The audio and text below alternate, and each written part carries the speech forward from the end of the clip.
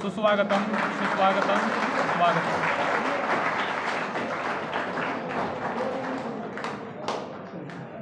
भारत विद्या प्रसारक मंडळाचे बाबूजी आव्हाड महाविद्यालय पाथर्डी जिल्हा अहमदनगर वाङ्मय मंडळ उद्घाटन समारंभ या कार्यक्रमासाठी प्रमुख पाहुणे म्हणून उपस्थित असलेले प्रख्यात विनोदी साहित्यिक माननीय डॉक्टर संजय कळमकर, त्यांच्याबरोबर उपस्थित असलेले माननीय मधुकरजी मैड सर, या कार्यक्रमासाठी अध्यक्ष म्हणून आपल्या संस्थेचे भारतीय विद्या प्रसारक मंडळाचे अध्यक्ष माननीय अभयरावजी आव्हाड काही क्षणामध्येच उपस्थित होत आहेत।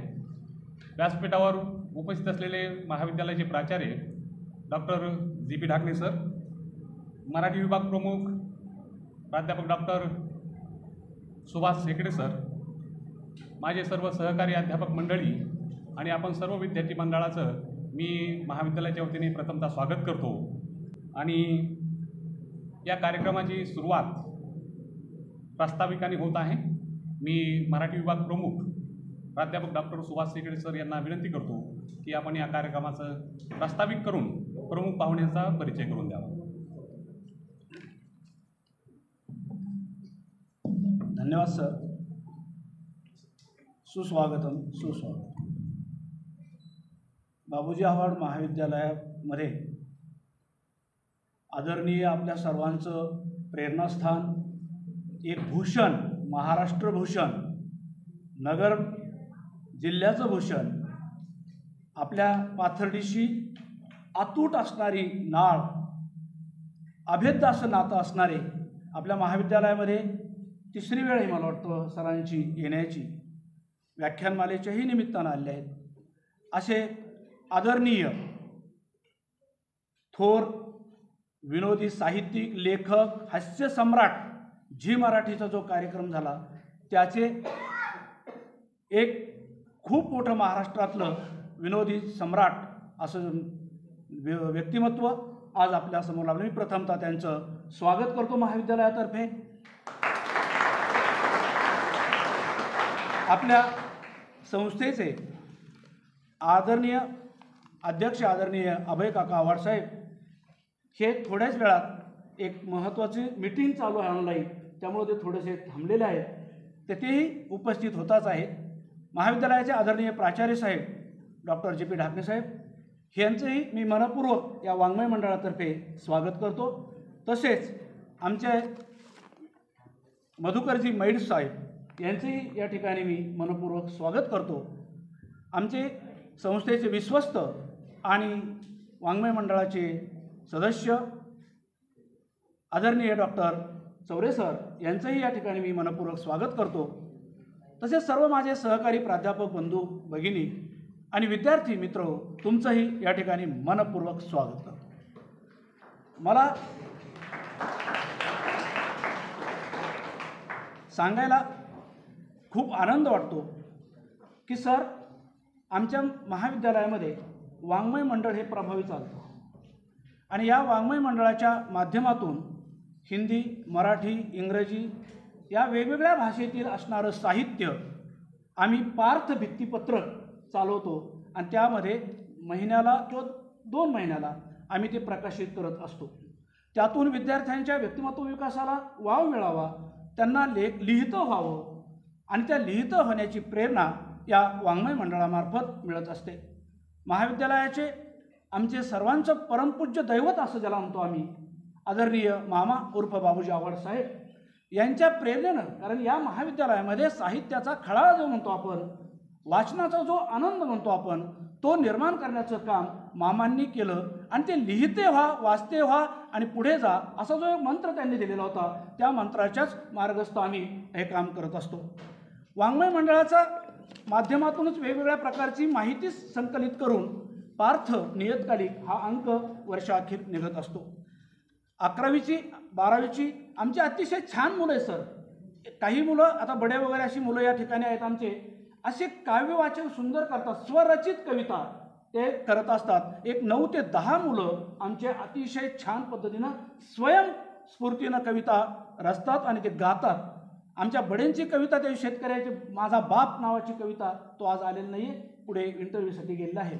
पण इतकी सुंदर कविता सर, कधीतरी तुम्हाला मी त्याची भेट घालून देईलच. असं हे सर्वांना प्रेरणा मिळणारं. आणि या कार्यक्रमाचं उद्घाटन, प्रथमताच कार्यक्रम होतोय, महाविद्यालय आतापर्यंत सुरू नव्हती, आणि विद्यार्थ्यांना जेव्हा महाविद्यालय सुरू झाल्यानंतर एक पहिलाच आस्वाद जर कोणता द्यायचा असेल तर आदरणीय प्राचार्य साहेब म्हणाले की आपण एक हलका फुलका आणि आपल्यातलं जे व्यक्तिमत्व आहे, आपल्यालाच आलेली मरगळ पहिल्यांदा ज्या व्यक्तीच्याकडून निघेल, असे आदरणीय संजयजी कळमकर साहेब यांनाच फक्त आपण बोलूया. मी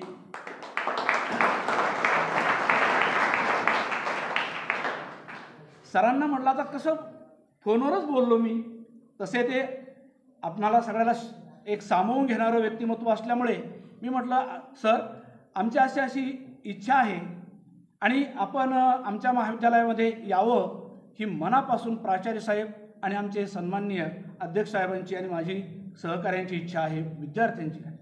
ते म्हटले काहीच हरकत नाही, आपलं कॉलेज आहे. मला खूप भरून पावलं जेव्हा आपलं कॉलेज म्हटले गेले सर, तेव्हा मला खरंच तुम्हाला सांगतो साहेब, खूप आनंद वाटला. तुम्हाला सांगतो, जेव्हा आपली भावना असते तेव्हा खऱ्या अर्थानं एक आनंद असतो. आणि सरांचं एक दुसरं म्हणजे परिचय करून देताना मला सांगायचं आहे, परंतु वाङ्मय मंडळाचं उद्घाटन त्यांच्या शुभ हस्ते आज होणार आहे. आणि त्यांचं एक दुसरी वैशिष्ट्य आहे की प्रथम वर्ष कला FY BA या वर्गामध्ये समकालीन मराठी कथा हा काव्यसंग्रह आहे, कथासंग्रह आहे. आणि या कथासंग्रहामध्ये शुभमंगल सावधान ही आपल्या आदरणीय सरांची कथा महाराष्ट्रभर आज गाजत आहे, लक्षात घ्या.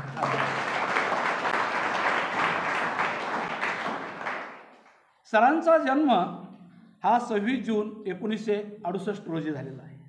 एक विनोदी, हस्तखेळतं, प्रभावी वक्ते आणि कथाकथनकार म्हणून महाराष्ट्राला परिचित झालेले हे चिचोंडी गावचं एक निश्चित स्वरूपे समाज नाही आहे, तर सगळ्याच साहित्याला साहित्य रत्न आपल्याला दिलं असं हे चिचोंडी गाव. या चिचोंडी गावामध्ये त्यांचं शिक्षण झालं.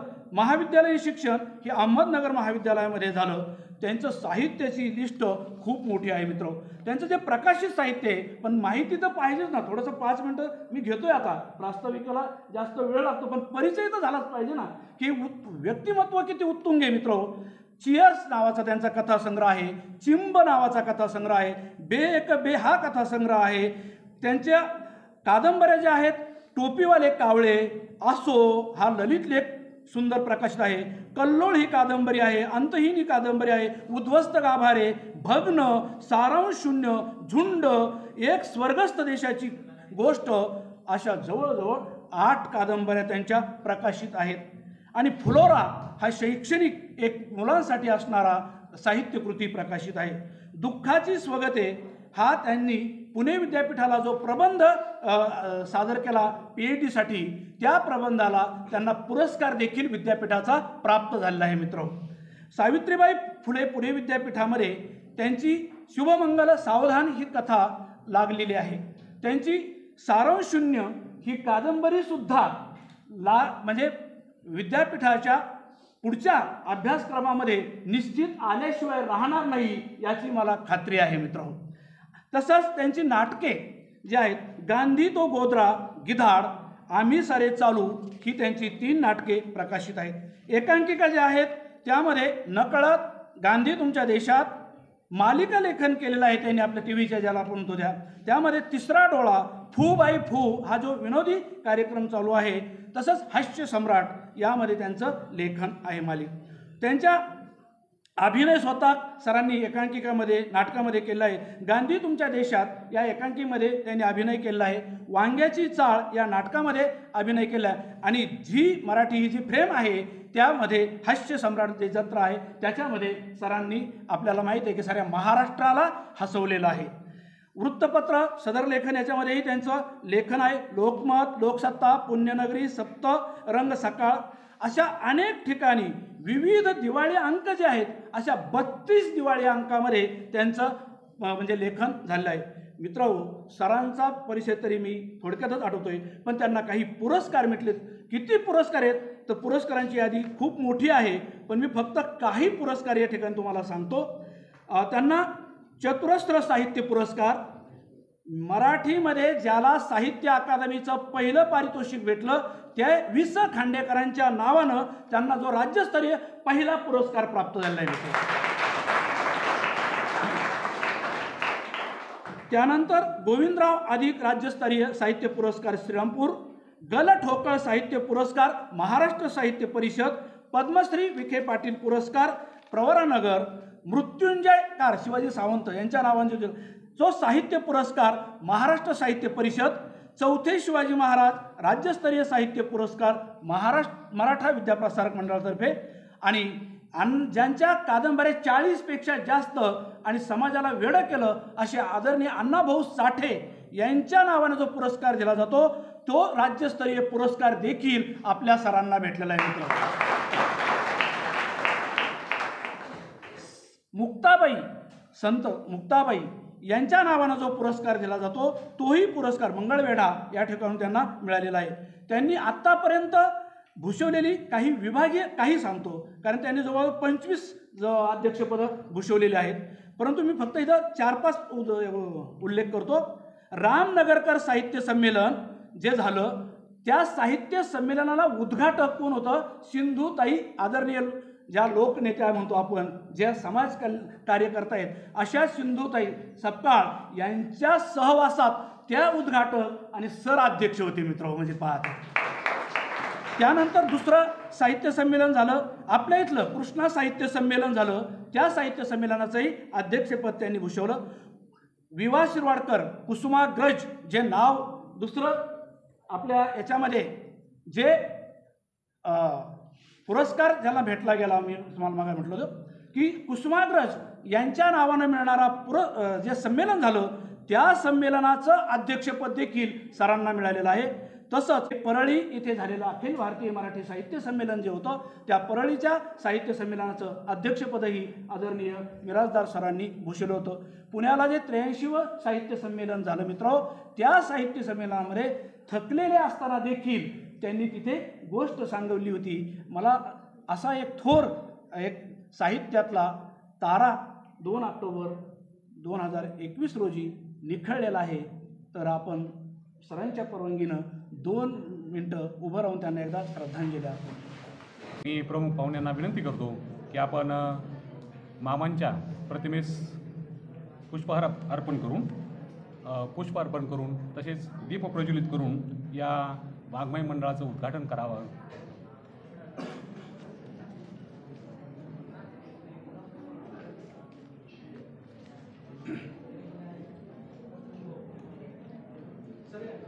हो,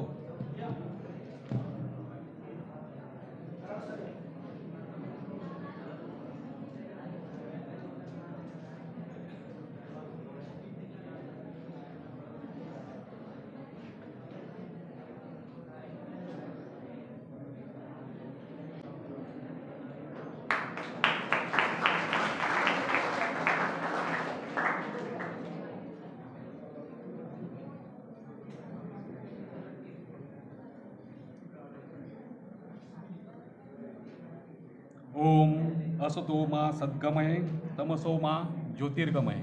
आपण एक उपनिषदामधलं हा एक श्लोक आहे, हिंदीमध्ये बोललं तर चालेल. त्याचा अर्थ आहे, मुझे असत्य से सत्य की ओर ले चलो, मुझे अंधकार से प्रकाश की ओर ले चलो, मुझे मृत्यु से अमरता की ओर ले चलो. ओम असतो मा सद्गमय तमसो मा ज्योतिर्गमय.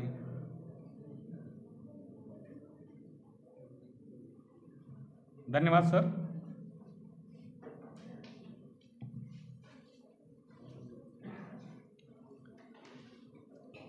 इस समारोह के लिए उपस्थित हमारे प्रमुख अतिथि, उनका सम्मान करना हमारा परम कर्तव्य है.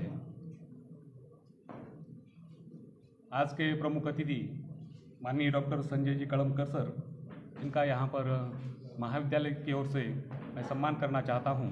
महाविद्यालय के प्राचार्य डॉक्टर जी.पी. ढाकणे सर, आपको मैं निवेदन करता हूँ कि आप हमारे जो प्रमुख अतिथि हैं माननीय डॉक्टर संजय कळमकर सर, इनका शाल, पुष्पगुच्छ और किताब देकर सम्मान करें.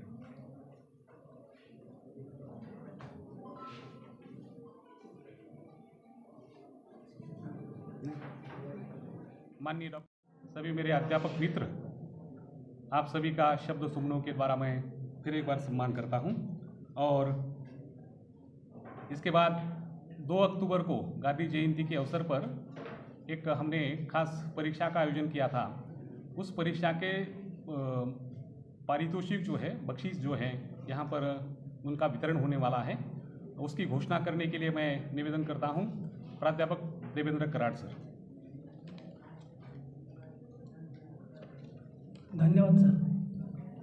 बाबूजी आव्हाड महाविद्यालय वाङ्मय मंडळाच्या उद्घाटनाच्या कार्यक्रमाप्रसंगी उपस्थित संजयजी कळमकर सर, आदरणीय प्राचार्य डॉक्टर जी.पी. ढाकणे सर, मंचावर उपस्थित सर्व मान्यवरांना विनंती करतो की महाविद्यालयामध्ये 2 ऑक्टोबर गांधी जयंतीच्या निमित्ताने 2 स्पर्धा आयोजित केल्या होत्या। दरवर्षीप्रमाणे गांधी रिसर्च फाउंडेशन जळगाव आणि बाबूजी आव्हाड महाविद्यालय या दोन्हींच्या संयुक्त विद्यमाने वेगवेगळ्या स्पर्धांचं आयोजन केलं जातं। त्याच पद्धतीने याही वर्षी या 2 स्पर्धांचं आयोजन केलं होतं। मी आपल्यासमोर उभा आहे या दोन्ही स्पर्धांचं बक्षीस वितरण करण्यासाठी। प्रथमतः सामान्य ज्ञान स्पर्धेचा जो तृतीय क्रमांक आहे, कापरे आदित्य संभाजी, मी मान्यवरांना विनंती करतो की या विद्यार्थ्याचं आपण कौतुक करावं, याचा सत्कार करावा। आदरणीय संजयजी कळमकर सर, आपणास विनंती आहे की या विद्यार्थ्याचं कौतुक करावं।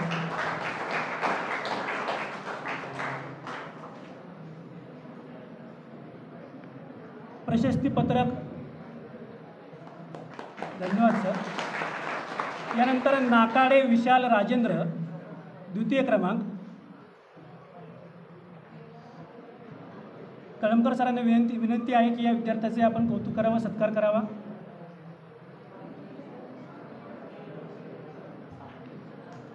धन्यवाद सर। द्वितीय क्रमांक विभागून आहे गरजे संदीप शिवाजी। बाबूजी आव्हाड महाविद्यालयाचे ग्रंथालय आणि कनिष्ठ महाविद्यालय या दोन्हींच्या संयुक्त विद्यमाने या दोन्ही स्पर्धांचं आयोजन केलं होतं।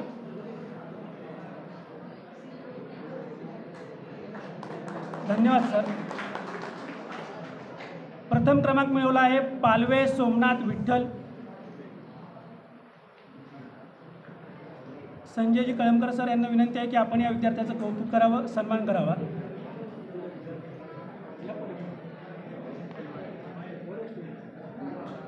आपण सर्वांनी या विद्यार्थ्यांना टाळ्या वाजवून त्यांना दाद द्यावी। धन्यवाद सर। यानंतर एक आगळा वेगळा असा वेगळा उपक्रम घेतला होता, त्यामध्ये पत्रलेखन स्पर्धा, ज्यामध्ये विषय होता प्रिय बापू। या आगळ्या वेगळ्या उपक्रमामध्ये तृतीय क्रमांक मिळवला आहे हजारे आरती ज्ञानदेव। सरांना विनंती आहे की या विद्यार्थिनीचं आपण कौतुक करावं, सत्कार करावा। हजारे आरती।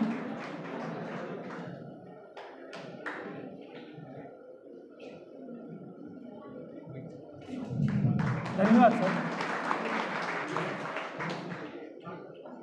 द्वितीय क्रमांक आहे आंधळे प्रसाद राजू। मैड सरांना विनंती आहे की आपण या विद्यार्थ्याचा सत्कार करावा, कौतुक करावा।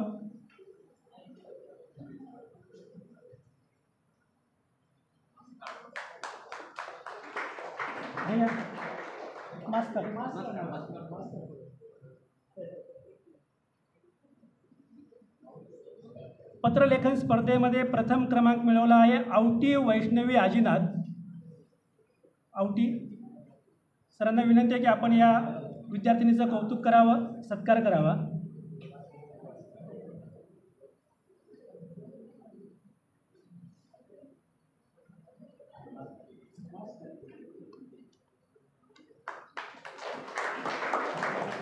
धन्यवाद। विजेत्या विद्यार्थ्यांचं हार्दिक अभिनंदन आणि मान्यवरांचे आभार। पुनश्च एक वेळ मी सूत्रसंचालक चौरे सरांना विनंती करतो की आपण पुढील सूत्रसंचालन करावे। धन्यवाद सर। पुरस्कार प्राप्त विद्यार्थियों का अभिनंदन। इसके बाद इस समारोह में हमारे महाविद्यालय के प्राचार्य, वैसे समारोह की जो रूपरेखा है उसमें थोड़ा परिवर्तन हो रहा है, लेकिन फिर भी प्राचार्य साहब ने कहा कि वो पहले बोलना चाहते हैं, तर मी प्राचार्य साहेबांना विनंती करतो की आपण मनोगत या ठिकाणी व्यक्त करावं आणि त्यानंतर आपल्याला प्रमुख पाहुण्यांच्या कथेचा किंवा त्यांच्या भाषणाचा आस्वाद घ्यायचा आहे. माननीय प्राचार्य साहेब doctor G P. Dhakne sir.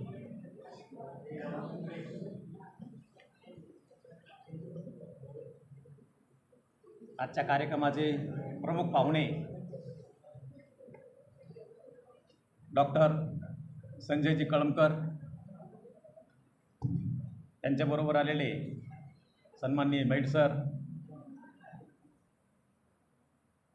Marathi विभाग प्रमुख डॉक्टर शेकडे सर, हिंदी विभाग प्रमुख डॉक्टर चौरे सर, या ठिकाणी उपस्थित असलेले माझे सर्व सहकारी प्राध्यापक बंधू भगिनी आणि विद्यार्थी मित्र,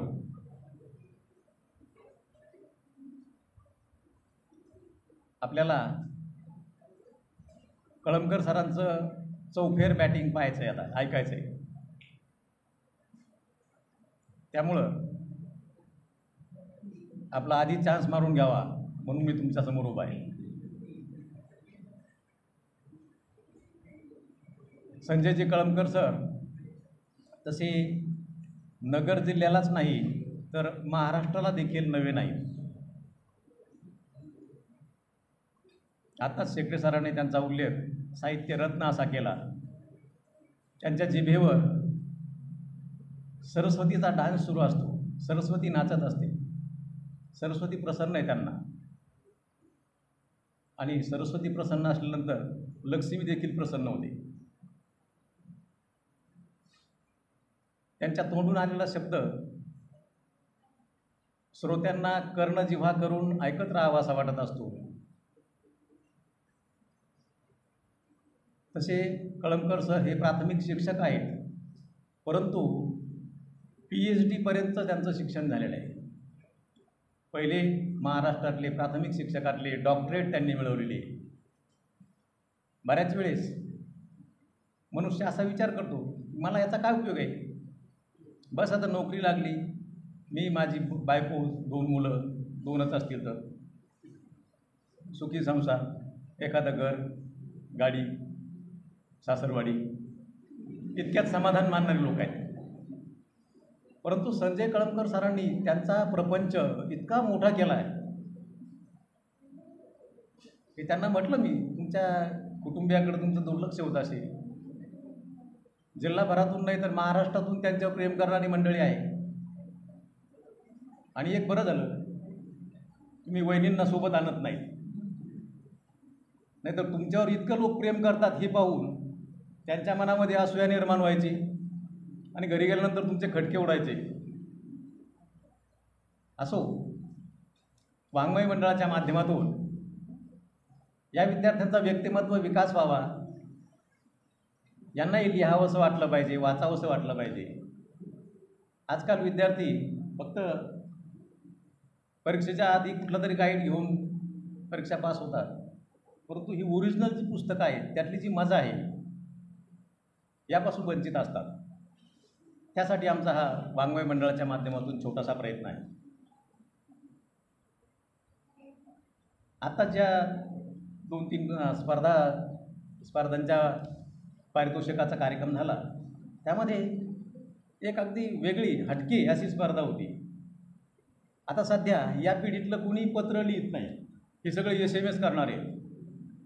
शॉर्टमध्ये मेसेज शब्द MSG समजला सर्वांना. तर विषय ठेवला होता की गांधीजींना पत्र लिहायचं, प्रिय बापूस. आजकाल जर पत्र लिहायचं ठरलं तर कसं पत्र लिहावं, अनेक लोकांना आता माहीत नाही की एक 15 पैशाचं म्हणजे 25 पैशाचं पोस्ट कार्ड असायचं, एक अंतर्देशीय पत्र असायचं, आणि बरंच काही लिहायचं असेल तर मग ते लिफाफा मिळायचं, पाकिट असायचं. यापासून आता ही पिढी दूर गेलेली आहे. यांना पुन्हा तिथपर्यंत आणणं, लिहितं करणं, हा यामागचा एक उद्देश होता. वेगवेगळ्या ऑनलाईन स्पर्धा देखील आम्ही घेतो, त्यातून विद्यार्थ्यांना बोलता आलं पाहिजे. कवी संमेलन अरेंज करतो विद्यार्थ्यांचं, आणि मला हे सांगताना अतिशय आनंद वाटतो हे मोठमोठ्या नामांकित कवीच्या तोडीचं कवी संमेलन होतं. काही विद्यार्थी काव्य वाचन करतात, सन्माननीय कवींच्या कविता असतात त्या, परंतु अनेक विद्यार्थी स्वतः तयार केलेल्या कविता वाचतात. अगदी शेकडे सरांनी 1-2 विद्यार्थ्यांची नावं घेतली.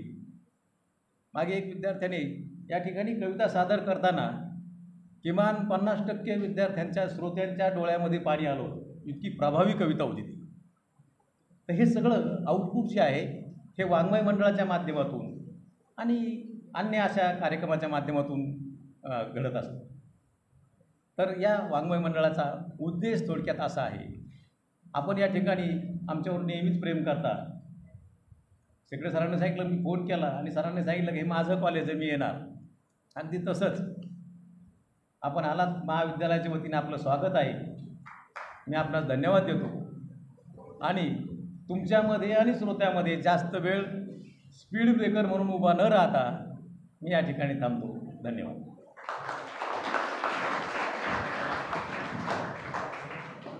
धन्यवाद सर. सरांनी खूप छान उदाहरण सांगितलं की आता पत्रलेखन किंवा पुस्तक वाचणं हे थोडंसं मागं पडत चाललेलं आहे आणि मोबाईलचा जमाना आलेला आहे.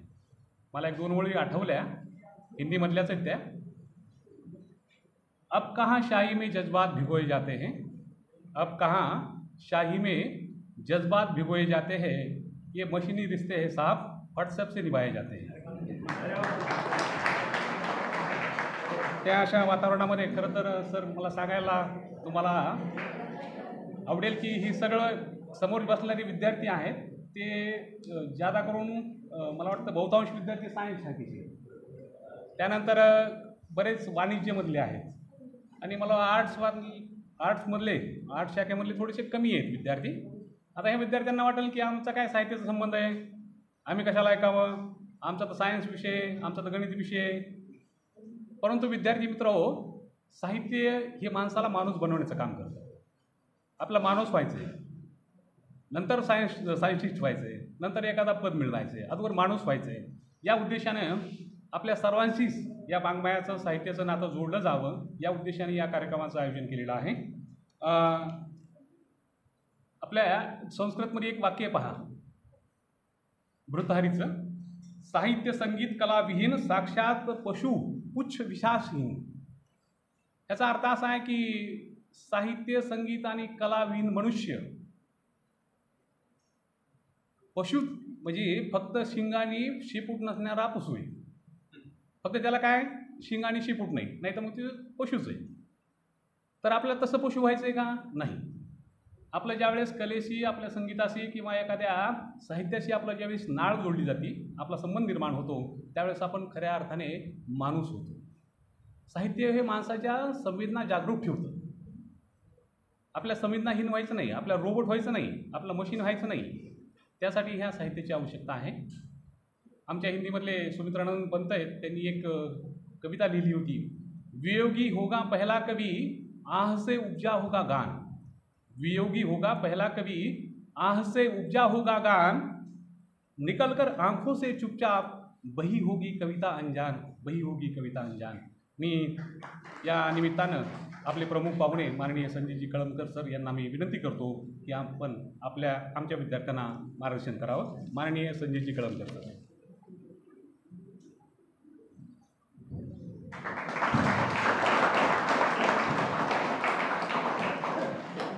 आपल्या महाविद्यालयाच्या वाङ्मय मंडळाच्या उद्घाटनानिमित्त उपस्थित आपले प्राचार्य, आमचे ज्येष्ठ मित्र आव्हाड सर,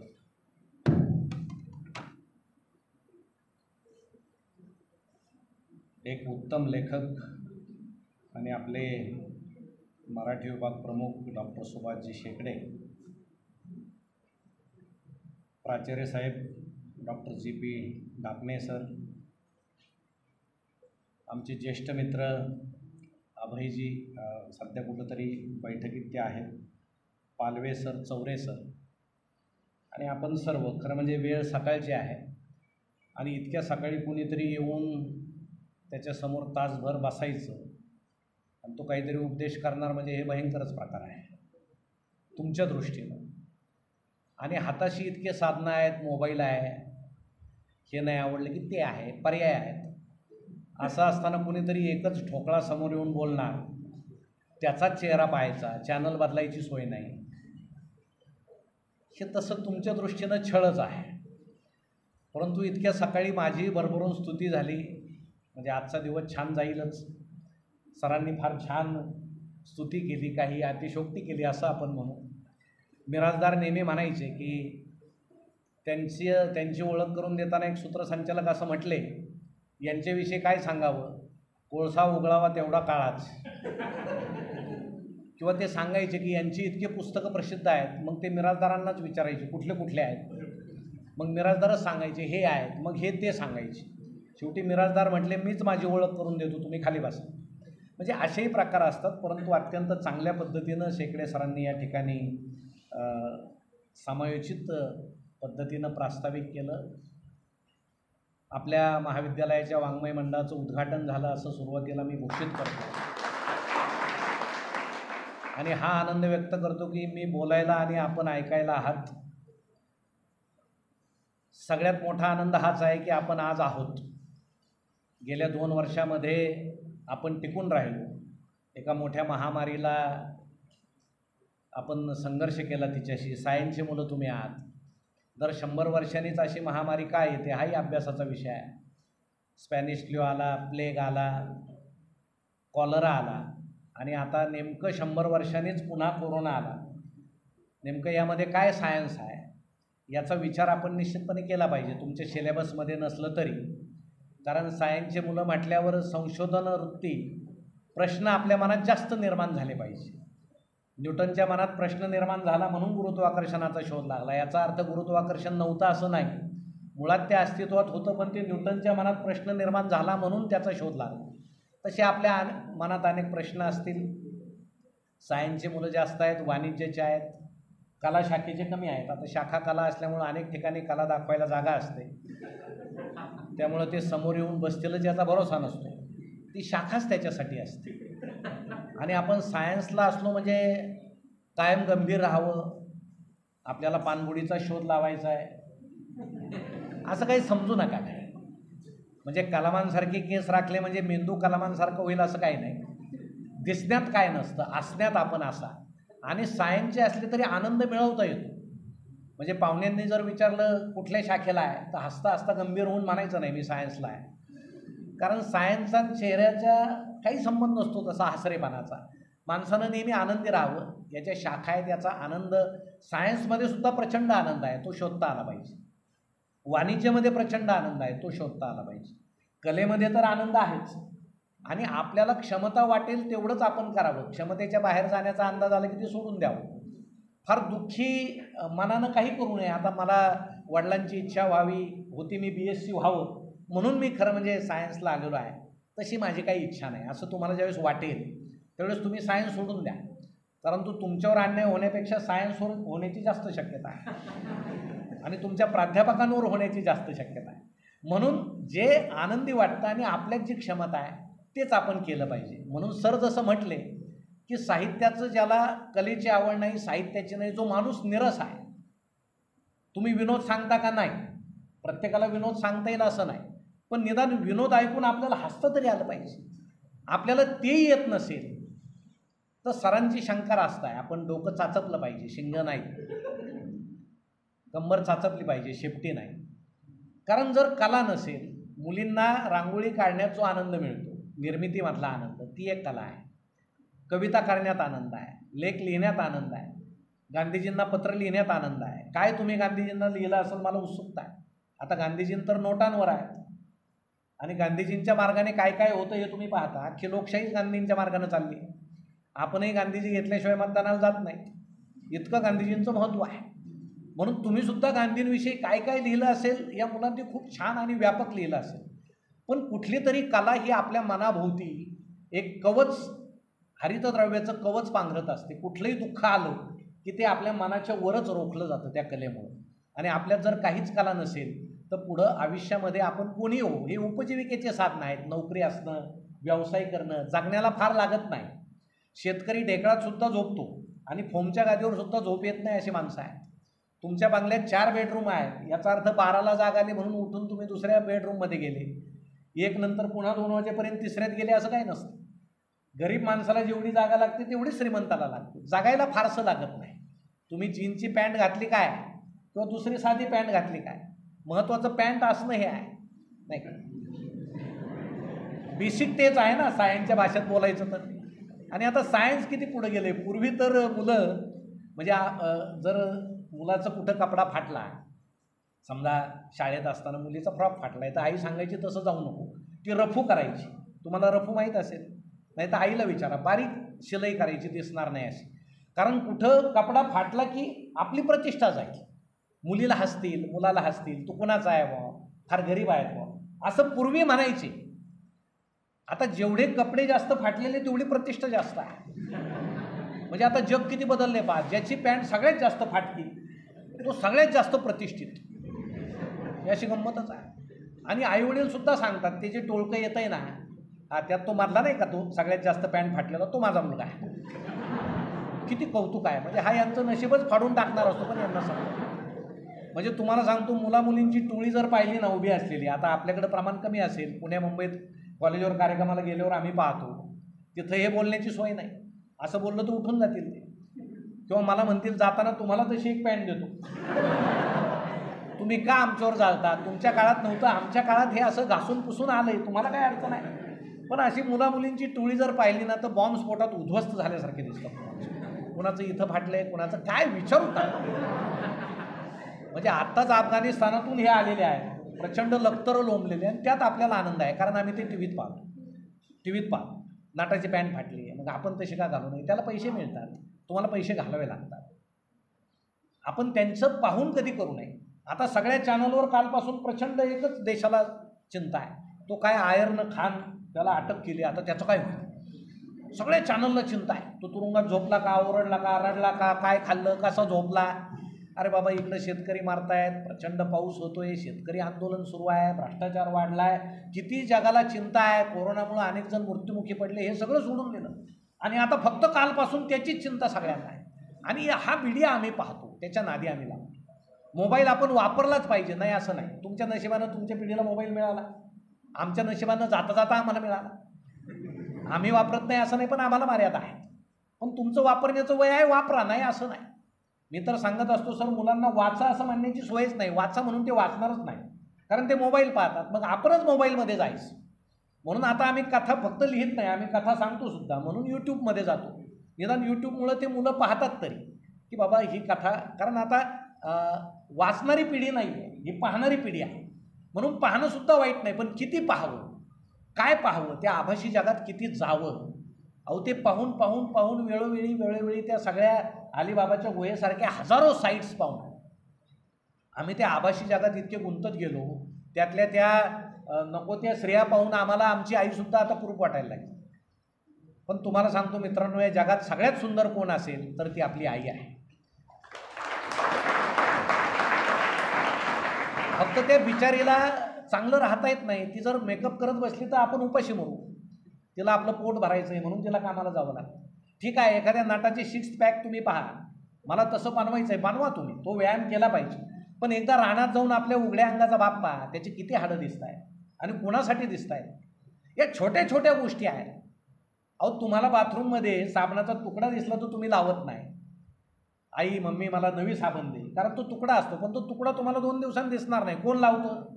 तुमचे वडील लावतात ते. कारण वडिलांना हे करायचं आहे, माझं पोराला जर नवी साबण हवी असेल तर मला हा तुकडा शेवटपर्यंत वापरावा लागेल. छोट्या छोट्या गोष्टी आहेत. आमचं इकडं लक्षच नाही. आम्ही त्या आभासी जगात इतके गुंतलेलो आहोत. सगळ्याचे फेसबुक अकाउंट आहेत, पाहिजेच, सगळेचे आहेत, जुन्या लोकांचे सुद्धा आहेत, तुमचेच आहेत असं नाही. फेसबुक अकाउंट ओपन करायचं, त्याच्यावर दुसराच एखादा फोटो टाकायचा, छान फोटो टाकायचा आहे, सुंदर चेहऱ्याचा, म्हणजे रिक्वेस्ट जास्त येतात. प्रत्यक्ष पाहिल्यावर बेशुद्ध पडायची वेळ येते हाताशी. आणि एखाद्या स्त्रीनं सहज त्यावर टाकून पहा बरं, मला सर्दी झाली, फोटो टाकान खाली लिहा मला सर्दी झाली. तासाभरात जगातून हजारो कमेंट्स येतील. मॅडम अमुक गोळी घ्या, मॅडम याची वाफ घ्या, मॅडम तमुक बाम चोळा. आणि घरात बायको शिंकत फिरते, तिच्याकडे लक्ष नाही याचं. कोण कुठली स्त्री अनोळखी, तिला सल्ले. जागतिक दुःख, आम्हाला इतकं जागतिक दुःख आहे ना, त्याचं काय विचारूच नका. त्या फेसबुकमध्ये म्हणजे आमचं आयुष्यच आता फेसबुक झालंय. आणि त्यावर सरळ टाकून द्यायचं MBBS. कोण येतं तपासायला? वाचनाला वाटतं डॉक्टर आहे हा कशाचा डॉक्टर हो? अहो तुमच्या श्रीगोंद्याच्या एका पोरानं असंच केलं. MBBS टाकलं, सकाळला मोठी बातमी त्याची होती. तामिळनाडूतल्या एका मुलीनं ते वाचलं, चॅटिंग झालं, ती म्हटली लग्न करू. ती आईवडिलांना सोडून पळून आली श्रीगोंद्यामध्ये आणि तिनं शोध घेतला याचं हॉस्पिटल कुठे? हॉस्पिटलच नाही. तो कुठे शोधलं तर हा JCB वाला. आणि मग ती पोलिसात गेली. पोलिसांनी तामिळनाडूला फोन केला, तिचे मम्मी पप्पा आले तिला घेऊन गेले. कुठल्या आभासी जगात आपण जगतो? कोणाच्या नादीला? ते व्हॉट्सॲप म्हणजे ते सार्वजनिक नळावरचं भांडणच असतं. म्हणजे आता सध्या इतकं सुरू आहे ना, कोणाचा वाढदिवस असला की 4 फुलं टाकून द्यायची, त्याच्या खाली कोणाला श्रद्धांजली व्हायची, तेच फुलं टाकायची. बरं श्रद्धांजली व्हायची तो गेलेलाच पाहिजे असं का नाही? सिरियस असला कळाल तरी श्रद्धांजली व्हायची. आपल्याला इतकी घाई असते ना, या जगातले सगळे गेलेले बरे मी सोडून, सगळ्यांना श्रद्धांजली, मी तसाच राहायला पाहिजे. आनंद आहे यात, काही मजा नाही असं मला वाटतं. तुमचं जे कर्तृत्व आहे, कर्तबगारी आहे, ती व्हॉट्सअपवर नाही आहे. त्या आभासी जगामध्ये तुमची ती नाही. मोठमोठ्याल्या पोस्ट आम्ही पोस्टमनगिरी करतो, क्लिक दाबून पुढं पाठवून देतो, तुम्ही वाचावं. यानं वाचलेलीच नसते नाही का? तुम्ही 100 पुस्तकाची यादी आली, पुढं पाठवून देता, त्यातले किती पुस्तकं तुम्ही वाचले? नाही आम्ही वाचा. हा कृत्रिमपणा आला आणि आमचे चेहरे हरवल्यासारखे दिसायला लागले. अनेक मुलं पहा चेहरे हरवलेले आहेत. म्हणजे ते कुठं पाहता येतं आणि काय करता येत समजतच नाही. त्यांना 4 वेळेस म्हणावं लागतं इकडं बघ, मग ते भानावर येतात. कारण ते आभासी जगात इतके गुंतलेले आहेत ना, ते मेंदू त्यांचा दुसरीकडेच निघालेला आहे, वेगळाच निघालेला. एक मुलगा ज्यावेळेस बंगल्याचे फोटो पाहत होता, असा बंगला तसा बंगला त्या नेटमध्ये, आणि डोक्यावर पाणी पडल्यावर त्यानं वर पाहिलं तर तो पत्र्याच्या घरात राहतो. पाऊस पडत होता, मग तो भानावर आला की वास्तव काय आहे? माझं घर पत्र्याचं आहे, हे बंगले मोबाईलमधले आहेत, हे आभासी आहेत. असा बंगला जर बांधायचा असला तर आपल्याला नुसतं व्हॉट्सॲप पाहून याचा उपयोग नाही. हे सगळं पाहून मजा नाही, आपल्याला उठावं लागेल, काम करावं लागेल, यातून बाहेर यावं लागेल. पण यात तुमची चूक आहे असं नाही. सगळेच माणसं आता त्यात गुरफटलेले आहे, सगळेच आहे. तुम्हाला सांगतो, एक मनुष्य व्हॉट्सॲप खेळता खेळता चुकून शेजाऱ्याच्याच घरात गेला. त्याचं लक्षातच नाही आलं, त्याच्या घराऐवजी शेजाऱ्याच्याच घरात गेला. आता तिथल्या मॅडम TV पाहत होत्या, सिरियल. आता सिरियल पाहताना खरं कोणी कोणाच्या घरी जाऊन नाही, म्हणजे हा कुठला अभद्र माणूस आला असं म्हणतात. खरं म्हणजे सिरियलमधले पात्रच महत्त्वाचे, बाहेरचा माणूस नाही. मग त्यांनी लक्ष दिलं नाही, त्यांना वाटलं आले असतील आपले, हे बसले. मग त्या घराचे खरे मालक आले फेसबुक खेळत आणि यांना पाहून ओरडले, सॉरी आम्ही चुकून तुमच्या घरात आलो.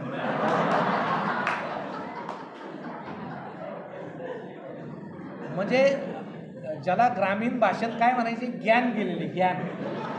हे ज्ञान गेलेलं आहे असं खेड्यात म्हणतात नाही, ज्ञान गेलेलं. हे सगळे ज्ञान गेलेले भेटले. त्यामुळं आपण किती भानावर राहावं? अहो व्हॉट्सॲप खेळणाऱ्याचे शेजारी बसायचं म्हणजे प्रेताला राखण बसल्यातला प्रकार आहे. त्याला भानच नसतो काय चाललंय, अजिबात भान नसतं, त्याला हलवावं लागतं, अरे बघ काय चाललंय. पण हे या आभासी जगानं ज्यावेळेस तुम्ही खाडकन भानावर याल आणि वास्तवात जाल, त्यावेळेस तुम्ही जागेवर याल की अरे बाबा हे सगळं भयंकर आहे. म्हणून कलेची आवड पाहिजे. पुस्तकं आपल्याला जगवतात, जगणं शिकवतात, एक दिशा देतात. म्हणून मला आनंद वाटला की अनेक जण कविता लिहितात, कथा लिहितात, तुम्ही पत्र लिहिलं. प्रत्येकजण लेखक असतो. तुम्ही लेखक आहात, कुणी म्हणूनही मी लेखक नाही. तुम्ही मेसेज लिहितात की नाही मित्राला, तुम्ही लेखकच आहात, फक्त त्याला मान्यता नसते. आता पूर्वी तर पत्र लिहायचे, चिठ्ठ्या लिहायचे लोक, नाही ते सुद्धा लेखकच होते. त्याचं काय व्हायचं तो विषय वेगळा. त्या लेखकाचा काल सुधायचा, तो त्याचा शेवटचा लेख ठरायचा, ते लेखक पण वेगळं असायचं. त्याच्या आधी पक्षाच्या चोचीत ते पत्र द्यायचे. राजकुमार त्या पक्षाच्या चोचीत पत्र द्यायचं, त्या राजकन्याला नेऊन दे. आणि पक्षीसुद्धा किती प्रामाणिक होता, बरोबर तिलाच नेऊन द्यायचा. तो काही तिच्या बापाच्या खांद्यावर जाऊन बसत नव्हता की बाबा धर त्या पोरानं हे पाठवलंय बुवा. पक्षी प्राणी फार प्रामाणिक आपल्यापेक्षा, सगळ्यात लबाड आपण. पण माणूस म्हणतो सगळ्यात बुद्धिमान मी, का? त्याला बोलता येतं, बाकीच्याला बोलताच येत नाही. आता तुम्ही गाढवा पुढं जाऊन म्हटले मी बुद्धिमान, तो माणूस डोलवेल ना. अहो त्याला बोलताच येत नाही. त्याला बोलता आलं तर तो म्हणून तू सगळ्यात मोठा गाढवा आहे. पण माणसाला वाचा आहे, भाषेची देणगी आहे, म्हणून तो म्हणतो मी बुद्धिमान. तसा काही प्रकार नाही. म्हणून या कुठल्याही कलेच्या क्षेत्रामध्ये आपण जेवढं जाल तितका आनंद आपल्याला मिळेल. म्हणून यामध्ये जी कथा आहे शुभमंगल सावधान, ती तुम्ही वाचा. म्हणजे सायन्सला कुणी असेल तरी एक लक्ष देऊन ती वाचा. ही कथा वेगळी काही नाही. मी तुमच्यासारखेच आम्ही कॉलेजला असताना सरांनी चिचोंडी सांगितलं, हे चिचोंडी हे नाही, नगर तालुक्यात माझं गाव आहे चिचोंडी पाटील. आणि तिथून आमचे सकाळी डबे यायचे, डबे म्हणजे आई पहाटे उठायची. आमच्या गावातल्या निम्म्या आया तरी पहाटे उठायच्या, कारण आम्ही शिकायला नगरला होतो. आणि त्या डब्यामध्ये ते भाकरी बांधायच्या. त्या डब्यावर नावं टाकलेले असायचे, पाठवणार कोण वडिलांचं नाव, घेणार कोण आम्ही. आणि एस टीच्या टपावर ते डबे यायचे. म्हणजे सकाळी 7ला डबे यायचे, म्हणजे लोक झोपेतून उठलेले असताना आम्ही जेवायचो. पण डबे आल्यानंतर आम्ही गोल बसायचो आणि प्रत्येकजण भाकरी चाचपायचा. त्याचं कारण असं असायचं, वडील पैसे पाठवत नसायचे, पण आईचं इतकी माया की ती भाकरीच्या पापुद्र्यात 1-2 रुपयाची नोट अशी लपून पाठवायची, की माझ्या पोराला पैसे लागतील म्हणून ती पापुद्र्यात नोट पाठवायची. मग आम्ही असे पापुद्रे चाचपायचो, आईनं काही पाठवलंय का. आणि ज्यावेळेस ती 1 रुपयाची 2 रुपयाची नोट आम्हाला दिसायची त्यावेळेस आम्हाला प्रचंड आनंद व्हायचा, अलिबाबाची गुहा सापडल्यासारखं. कारण ते एक प्रेम होतं, माया होती. आणि ते वय स्वप्नाळू असतं. त्या वयामध्ये हे सगळं चालू असताना सुदैव त्यावेळेस मोबाईल नव्हते, व्हॉट्सॲप नव्हते, लँडलाईन फोन होता, पोस्टमन होता, पत्र होते, black and white T V आम्ही पाहिलेला आहे त्या काळामध्ये. सह्याद्री नावाचं एकच चॅनल होतं, चित्र सगळं हलायचं. त्यातल्या बाई सांगायच्या आज हवामान शांत राहील, तरी ते हलायच्या, अशा लाटा आल्यासारख्या हलायच्या. वर अँटेना होता, तिथं बांबू होता, एक जण वर जायचा आणि बांबूने अँटेना ॲडजस्ट करायचा, तेव्हा ते चित्र स्थिर व्हायचं. त्यात मुंग्या यायच्या डायबिटीज झाल्यासारख्या, अशी गंमत असायची. कप असायचा चहाचा ठेवलेला ते निवेदिकेसमोर, त्यावर नाव लिहिलेलं असायचं सह्याद्री, नाही का. कधी कधी असं व्हायचं की त्या टी व्हीच्या काचेवर माश्या बसलेल्या असायच्या आणि स्टुडिओत सुद्धा एखादी माशी असायची, ती फिरत येऊन त्या कापावर बसायची. बाई बातम्या सांगता सांगता हळूच ती माशी झटकायची आणि योगायोगानं वरच्या काचेवरच्या माश्या उडायच्या. जुन्या लोकांना वाटायचं मुंबईत बसलेली बाई घरातल्या माश्या कशा उडवते. फार सायन्स मजेशीर होतं. परंतु तुम्हाला सांगतो, टी व्ही ब्लॅक व्हाईट होता तरी स्वप्न रंगीत होतं, आनंद रंगीत होता. आता टी व्ही रंगीत आहेत, स्वप्न ब्लॅक अँड व्हाईट आहे. त्याचा आनंद आपल्याला मिळत नाही, आपल्याला सुख मिळत नाही. दुःखाचा कृष्णवर्णीय रंगच आपल्या वाट्याला येतो. पूर्वी फक्त रेडिओ होते. अहो, रेडिओला इतकं महत्त्व होतं, हुंड्यात रेडिओ द्यायची. आपल्या वडिलांना विचारा, हुंड्यात रेडिओ दिलं की मला हुंड्यात रेडिओ मिळाला म्हणायचे. म्हणजे त्या काळामध्ये 2 रेडिओ घरामध्ये यायचे, नाही. तुम्हाला सुद्धा कळतंय, नाही असं नाही. मग काही जण दुपारी हसले तरी चालेल, म्हणजे विनोद लगेच कळतो असं नाही बरं का. काहींना लगेच कळतो, काहींना थोडा उशिरा कळतो, काहींना एकांतात गेल्यावर कळतो. अरे 2 रेडिओ म्हणजे एक बायको असेल, दुसरा खरा रेडिओ असेल वगैरे असं. तर विनोद कळायला सुद्धा साहित्याची फार मदत लागते. त्यासाठी वाचनही पाहिजे, कारण प्रतिभा 2 प्रकारची असते, एक कारयित्री आणि दुसरी भावयित्री. एक प्रतिभा निर्माण करते, दुसरी तिचा आस्वाद घेते. म्हणून तुम्ही निर्माण करत नसाल तर आस्वाद घ्यायचं तरी शिका, तर तुम्हाला तो आनंद मिळेल. या सगळ्या जुन्या काळापासून मी लिहिताना या सगळ्या गोष्टी मला आठवतात, कारण आम्ही त्या संक्रमित काळापासून आलेलो आहोत. आम्ही ते गावातले नाभी पाहिलेले आहेत की जे धोपट्या काळ्यात घेऊन फिरायचे, पोतं असायचं, एक फुटका आरसा असायचा, तो हजामत करणाऱ्याच्या हातात द्यायचा. त्यात पूर्ण चेहरा कधीच दिसायचा नाही, कधी फक्त कपाळ दिसायचे, कधी फक्त डावाच गाल दिसायचा, कधी फक्त उजवाच गाल दिसायचा. घरामध्ये सुद्धा भिंतीला एक फुटक्या काचेचा आरसा लावलेला असायचा, आईनं लिपलेला असायचा. आणि आई त्यात वाकायची आणि ते कुंकू लावायची आणि मग तो पदर असा जिभेला लावून असं गोल वर्तुळाकार कुंकू लावायचे. दिवसभर ते ठसठशीत कुंकू आईच्या कपाळावर असायचं. म्हणजे तिचं कुंकू कुठं फिरायचं तो विषय वेगळा होता, पण ती बिचारी ते लावायची आणि छान असायचं. आता टिकली आहे, टिकली तर टिकली, नाही तर पडली तरी मिळणार नाही. पण आता हे सुद्धा त्याच लायकीचे झालेले आहे, टिकली पाडण्याच्याच. म्हणजे अशा सुद्धा या बदललेल्या काळाचे आम्ही साक्षीदार आहोत. आणि हा जो काळ बदललेला आहे त्याहून मला वाटलं ही लग्न नावाची कथा आपण लिहिली पाहिजे, कारण आम्ही जुना काळ पाहिला. आता सगळं केटरिंग आहे, तुम्ही जेवायला बसले तर टेबल आहे, खुर्च्या आहे, वाढणारे आचार्य आहे. आता सगळं भाडोत्री मिळतंय, गंध लावणारा सुद्धा भाडोत्रीच आहे मंडपाच्या दारामध्ये. आता भाडोत्री म्हटल्यावर त्याच्या बोटात काय प्रेम असणार आहे का, तो असं छिद्र पाडल्यासारखं चोरत का बा, चल बाबा, कारण तो तुमचा नाहीच आहे, तो तुमचा नातलग नाही. पूर्वी नातलग असायचं, तो प्रेमानं गंध लावायचा, आता तो नाही. सगळं असं भाडोत्री झालेलं आहे. आता मुंबई पुण्यासारख्या ठिकाणी अंत्यविधी करणाऱ्या सुद्धा संस्था आहे की तुमचा मनुष्य मेला तर फोन करा, आम्ही अंत्यविधी करतो. आता काही दिवसांनी अगदी एखादी ॲम्ब्युलन्स दारात येईल, त्यातच विद्युत दाहिनी असेल, तुमच्या दारात येईल, सांगतील कोण बाबा आहेत का, टाकायात, थोड्या वेळ 5 मिनिटात धूर होईल, एखादं हाड तुमच्या हातात देतील, त्याचंच देतील याचा भरोसा नाही, दुसरं देतील, आपण ते प्रेमानं तिकडे गंगेत नेऊन टाकू. हे सगळं यंत्रवत झालेलं आहे. आणि अशा यंत्रवत जगात जागता जागता आपलं मन जर हिरवं ठेवायचं असेल तर कुठल्या तरी कलेशिवाय तुम्हाला पर्याय नाही. म्हणून आता तुम्ही तुमच्या लग्नामध्ये वेगवेगळे पदार्थ येतात, पुऱ्या खातात. पूर्वी पुऱ्या लग्नात पुऱ्या असणं, लापशी असायची. लापशी तुम्हाला माहीत आहे, गव्हाची लापशी करायची, भरड्याची लापशी करायची. आणि आम्ही पाहायचो की ते एका खोलीत आदल्या दिवशी करायचे आणि एका खोलीत ती झाकून ठेवायचे धोत्राच्या खाली, कारण ती मुरायची. आणि दुसऱ्या दिवशी खोऱ्यानं ती घमेल्यात भरायची आणि पंगत वाढायची. गंमत अशी असायची की पंक्तीत कायम 2-3 म्हातारी फिरत असायची. ते अंदाज घ्यायचे माल किती शिल्लक आहे, पंगत किती मोठी आहे. आणि पंगत जर मोठी असेल लापशी पुरणार नाही असं जर लक्षात आलं तर ते त्या खोलीतल्या म्हाताऱ्याला सांगायचे पंगत मोठी आहे, लापशी आता पुरणार नाही. आणि मग तिथला म्हातारा त्या लापशीवर रॉकेल शिंपडायचा. का? त्याच्या वासानं लोकांनी कमी लापशी खावी आणि पुरावी, हा त्यामागचा हेतू असायचा. पहार खोसायचे, लोखंडी पहार. ते लोखंडी पहार खोसली की करपट वास त्या लापशीला यायचं. मग लोक ते कमी खायचे, अरे वास, मग ती पुरायची. कारण अन्न संपणं म्हणजे प्रतिष्ठा जाणं आहे. एवढ्या पुऱ्या कोण करायचं? त्यावेळेस केटरच नव्हते, असे काय पुऱ्या करण्याचे यंत्र नव्हते. त्या कढईच्या भोवताली सगळ्या गल्लीतल्या बाया बसायच्या, म्हाताऱ्या कोताऱ्या. त्याला गुडघा पुरी म्हणायची. उंडा घ्यायचा, गुडघ्यावर ठेवायचा, एक जोरात थाप मारायची आणि कढईत फेकायची. गुडघा पुऱ्या. तरी खाणारे आनंदाने खायचे.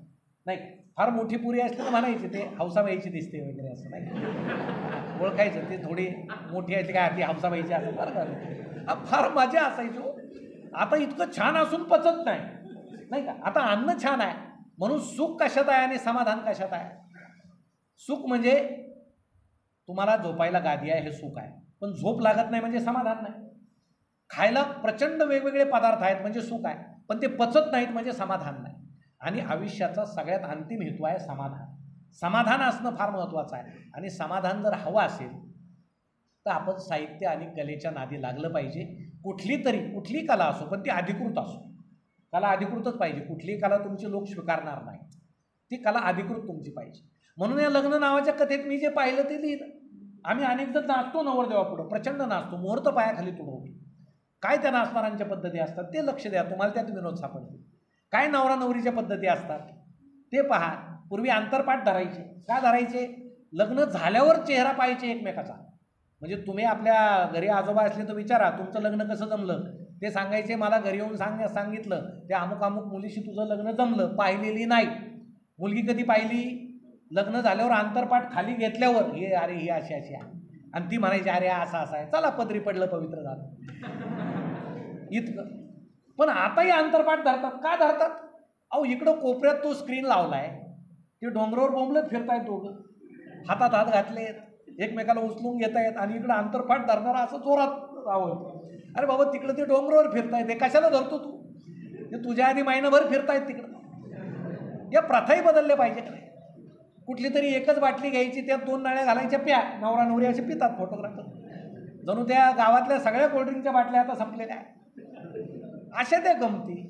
ह्या सगळ्या पाहून पाहून तिथे येणारे पुढारी असतील ते काय आशीर्वाद देतात. सगळ्यात भयंकर गोष्ट ही आहे, आपल्या लग्नात एखादा साधूसुद्धा आशीर्वाद देतो ज्याचं लग्न झालेलं नसतं. अहो ज्याला प्रपंचाचा अनुभव नाही तो यांच्या प्रपंचाला आशीर्वाद देतो. पुढारी येतात ते आशीर्वाद देतात, मध्येच त्यांच्या पक्षाचाही प्रचार करून घेतात. एखादा म्हणतो या वधूवरांच्या हातून यांच्या आईवडिलाची, समाजाची, देशाची सेवा घडू, म्हणजे सगळे यांच्याच हातून घडू. प्रपंच कधी करायचं यांनी, आणि तू मात्र आशीर्वाद देत फिर बाबा. या अशाही गमती ज्या आहेत या त्या लग्न नावाच्या कथेत मी का लिहिल्या, ह्या सगळ्या आपल्या आजूबाजूच्या गमती आहेत. आणि या आजूबाजूच्या गमतीकडं आपण जर मजेनं पाहिलं, आनंदानं पाहिलं तर आपल्यालाही आनंद मिळतो. आणि तो आनंद आपण जर मिळवू शकलो तर आपण कुठलं शिक्षण घेतो हे महत्त्वाचं नाही. हे शिक्षण सोडून जे उर्वरित आयुष्य आहे त्यामध्ये जेवढा आपण आनंदानं राहू तितके आपण सकारात्मक दृष्टीनं पुढे जाऊ. म्हणून हा आनंद आपण मिळवायचा आहे. म्हणून आपण या गोष्टी वाचल्या पाहिजे, कथा वाचल्या पाहिजे, ती निर्मिती त्या ठिकाणी आपण केली पाहिजे. तुम्हाला सांगतो कॉलेजला असतानाच आम्ही सुरू केलं होतं हे कथाकथन वगैरे. आणि तुम्हाला मागाशी म्हटल्याप्रमाणे ते डबे जे यायचे ते फडक्यात बांधून भाकरी यायच्या सर आमच्या फडक्यात. आणि ते फडकं रोज घरी पाठवायचं, परत नाही पाठवलं तर आई ओरडायची, आता तुला मी कागदातच भाकरी पाठवी. आणि फडके चोरायचे एकमेकाचे. म्हणून ते फडकं असं घडी करून रुमाल म्हणून खिशात ठेवायचं, संध्याकाळी डब्यात टाकून द्यायचं. मिरची यायची आमच्या डब्यात. माझ्या पहिल्या कार्यक्रमाला ज्यावेळेस सुरुवात झाली कथाकथनाला, आता त्यावेळेस हाऊस होती मला बोलवा मला बोलवा. एका गणेशोत्सवात मी गेलो कार्यक्रमाला, पहिलीच कथा माझी. आता श्रोते बसलेले आणि मी आपला नवीनच कथाकार, मी आपलं जोरदार सुरू केलं. मी मध्ये मध्ये पाहिले होतं हे जे मोठमोठाले वक्ते आहेत ना ते काय करतात, मध्येच रुमाल काढतात, असं ओठ टिपतात वगैरे वगैरे. म्हटलं आपणही तसं करावं. माझ्या लक्षातच नाही खिशात ते फडकं आहे, डब्यातलं फडकं ज्याला मिरची लागलेली होती, म्हणून मी ते काढलं आणि असं टिपलं सगळ्या चेहऱ्यावर वगैरे छान. नंतर काय सुरू झालं सांगूच नका, सगळ्या चेहऱ्याची आग, मध्येच गाल खाजवतोय, मध्येच लोकांना वाटलं हा कथेतलाच विषय असेल. म्हणजे हे या गमतीनं आम्ही सुरू झालो. तुम्हाला सांगतो एका कॉलेजवर ज्यावेळेस बोलवलं, हे सुरुवातीचे दिवस फार मजेचे दिवस असायचे, त्याच्याकडे आम्ही सकारात्मक दृष्टीनं पाहायचो. बरं कॉलेजवर जायचं तर पाहुणे म्हणून जायचं तर गाडीनं गेलं पाहिजे, मोठी गाडी पाहिजे नाही का. पब्लिक स्कूलवर आम्हाला बोलवलं होतं. बरं मोठी गाडीचा त्यावेळेस विषय नव्हता, आम्ही कॉलेजला. मग एखाद्या मित्राला म्हटलं, तो म्हटलं माझी मोटरसायकल आहे आपण जाऊ. आम्ही पब्लिक स्कूलला गेलो. तुम्हाला सांगतो ते पब्लिक स्कूलच्या दरवाजामध्ये प्राचार्य आणि ते 6-7 प्राध्यापक असे सगळे कोट टाय वगैरे घालून उभे होते, असे आमची वाट पाहत बरं का पाहुण्यांची. आणि आम्ही डायरेक्ट असं 3ची वेळ, ऊन, घाम गळतोय, केस विस्कटलेले, डायरेक्ट प्राचार्यांजवळ जाऊन गाडी थांबवली. आता प्राचार्यांना सुरुवातीला अंदाजच आला नाही हा पाहुणा असेल. त्यांना वाटलं हा मंडपवाला वगैरे आलेला दिसतो. त्यांनी बारकाईनं पाहिलं. मी म्हटलं नमस्कार सर. ते दचकले, अरे हा पाहुणा, आम्ही स्वागताला उभा ना, हा तर मोटरसायकलवर आला आहे असं. मग ते मला हळूच म्हटले तुम्ही गेटच्या बाहेर जाऊन उभे राहा. म्हटलं काय झालं सर? जा तर खरं, दबक्या आवाजात बा. आम्ही पुन्हा गेटच्या बाहेर गेलो. मग थोड्या वेळाने प्राचार्य 10 मिनिटांनं स्वतःची गाडी घेऊन आले. गाडीत बसा म्हटले. मग आम्ही दोघे पुन्हा आत गेलो. मग सगळे सर धावत आले, पाहुणे आले, पाहुणे आले. त्यांनी दरवाजा उघडला आणि मग मी असं आयटीत उतरलो. मग त्यांच्या लक्षात सुद्धा आलं नाही मागाशीच येऊन गेले म्हणून. ह्या सगळ्या दिखाऊपणाच्या गोष्टी होत्या. सोनई कॉलेजची गंमत तुम्हाला सांग. सुरुवातीच्या काळात सोनई कॉलेजवर ज्यावेळेस बोलवलं, आमचा एक मित्र होता किसन शिकारे, त्याची एक बुलेट होती. बुलेट अशी होती सगळ्या वायर्स वगैरे तुटलेल्या, फार डिझेल बुलेट होती ती त्या काळातली. आणि मी म्हटलं अरे बाबा चल कार्यक्रम आहे आपल्याला. आणि तो दूध व्हायचा दोन्ही बाजूला ते केनं वगैरे लावले. आता तो म्हटला ही गाडी आपण घेऊन जाऊ, पण प्रॉब्लेम असा आहे की 15 मिनिट किका मारल्याशिवाय सुरू होत. मग जायचं का नाही तू ठरव. मी म्हटलं असं करू आपण, तू कार्यक्रमाला बैस, कथा संपत आली की मी तुला खून करत, मग तू बाहेर जायचं किका मारायला सुरुवात कर. बुलेट सुरू झाल्याचा आवाज आला की मी कार्यक्रम संपून टाकेल. असं पडद्या मागच्या गमती. आम्ही गेलो, कार्यक्रम सुरू झाला. मग मी आपलं 15 मिनिटं राहिलं, त्यांना खुणवलं, ते बाहेर गेले. खिडकीतच गाडी लावलेली होती. खटखट खटखट आवाज येतो. माझं कुठं कथेकडं लक्ष, माझं तिकडं लक्ष. मग ज्यावेळेस फटफट फटफट मोठ्यानं असा त्या डिझेल इंजिनचा आवाज सुरू झाला. मी कार्यक्रम थांबवला, निघालो. प्राचार्य साहेब म्हटले चला तुम्हाला सोडायला येतो. नाही म्हटलं मी जातो. आता आम्हाला बाहेर माहिती ना काय गंमत आहे. ते म्हटले नाही बाबा तुम्ही पाहुणे आहात वगैरे. 3-4 जण आले, प्राचार्य आले, एक किसनराव असे बसलेले. बरं गाडी रेस करत, कारण बंद पाडण्याची भीती. मग मी पाहुणा असे दोन्ही त्या बाजूला कॅरेजमध्ये पाय घालून बसले मागे, आणि प्राचार्य साहेब मागे उभे होते. अहो गाडी बंद पडू नये म्हणून निघताना त्या किसननी ती इतकी रेस केली, सगळा काळ्या धुराचा लोट. म्हणजे प्राचार्यांची तर दिशेनाशेच झाले त्याच्या. म्हणजे मी पुढं आल्यावर म्हटलं प्राचार्य आता म्हटले असतील सरांना, कसले पाहुणे आणले होते, आले आणि तोंड काळं करून गेले असे. एका महाविद्यालयामध्ये नवीन इमारत बांधलेली, त्या दोन्ही त्या सिमेंटच्या खांबाला दोरीनं तो माईक बांधलेला होता. आणि दुपारची वेळ, कार्यक्रम सुरू झाला, वाऱ्यानं माईक हलायचा तसा मी हलायचो. मग प्राचार्य सरांना म्हटले दुपारीच आलेले दिसत आहेत कार्यक्रम करून वगैरे, इतके हलतायत म्हटल्यावर आता माईक जिकडे जाईल तिकडे मला जावंच लागलं ना. ह्या ज्या गमती आहेत ह्या तुमच्या वयात असताना, या गमती करत करत करत करत काही ठिकाणी विचारायचे कथाकथनाला आले, एकटेच आले का?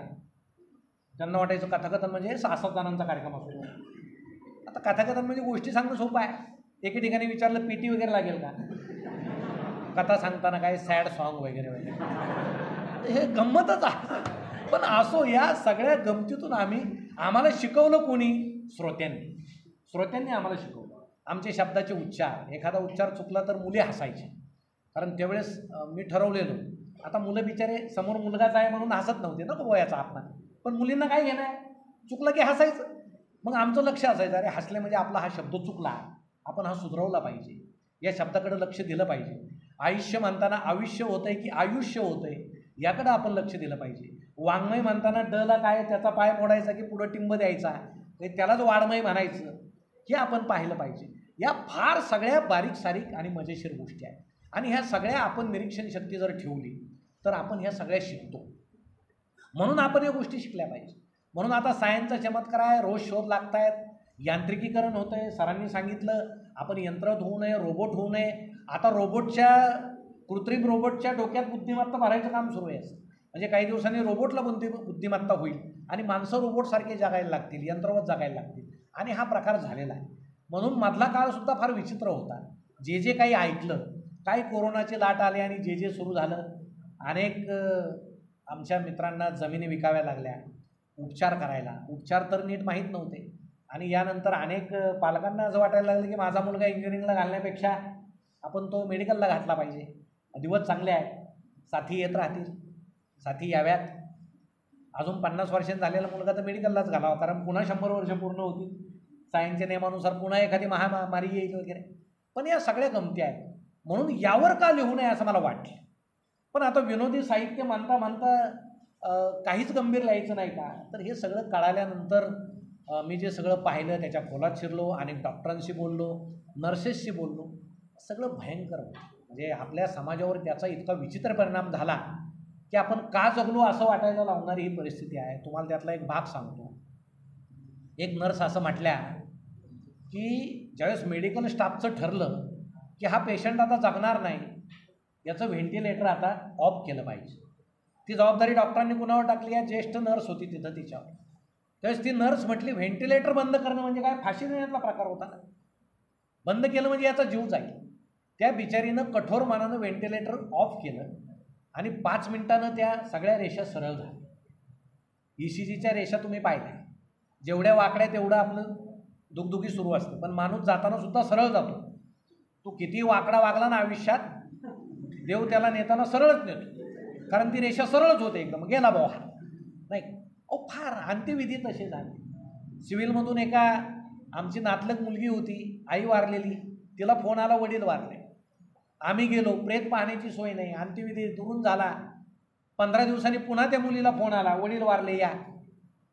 ती म्हटली 15 दिवसापूर्वी कोण वारलं होतं? ते म्हटले फोन चुकीचा होता, आता खरे तुमचे वडील वारले. म्हणजे त्यावेळेस कोणाच्या अस्थी विसर्जित केले ते तिलाही माहिती.